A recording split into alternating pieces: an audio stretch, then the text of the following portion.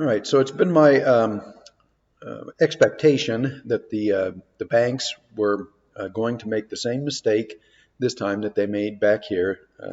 They had free reign with the metals market for years and years, and they've been able to manufacture these sell-offs, these panics, cover the shorts into the panic, and then get long. And that ended back here. I think we probably have a cartel of hedge funds that prevented the panic selling from occurring, and then trapped the banks into their huge short positions and triggered a short squeeze. That's what produced this very powerful trending move. We're at a point where the banks are in they are at extreme risk of another short squeeze starting. They're basically at their last line of defense. They were not able. I mean, they tried multiple times. It's pretty clear here, over and over, to prevent gold from getting above the 50-day moving average. Finally did. They tried to prevent it from breaking this trend line. Again, they couldn't stop that as well. And now they are. Let me modify this just a bit. They're at basically their last line of defense, which is this 15, let's call it 1520 to 1525 zone right in here.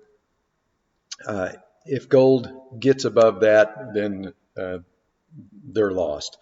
They're going to be trapped, and another huge short squeeze is going to materialize, and they're going to lose billions again, just like they did here. So we can expect there's going to be some attacks. There's going to be a very strong attempts made to keep gold locked below this 1520 range here. They're going to attack the miners. They're going to attack silver. Their positions are already so huge in gold. They probably really can't afford to add any more shorts on the gold market. They're going to have trouble covering those massive positions as it is.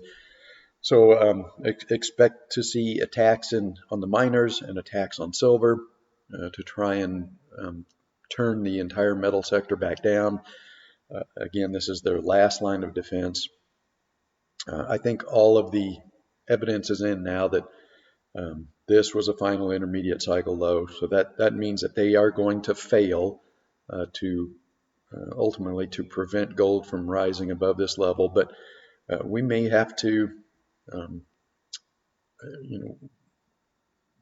weather multiple days of attempts to get above this before it does. It's very similar to what happened here as they were trying to prevent gold from getting above the 50-day moving average. There was about 9 or 10 attempts that the bullion banks just kept beating back before they finally lost the battle. So this could go on for a week or two, just back and forth battle at this resistance zone before it goes through. But I think ultimately gold is going to go through that level, and the bullion banks are going to make the same mistake that they made back here.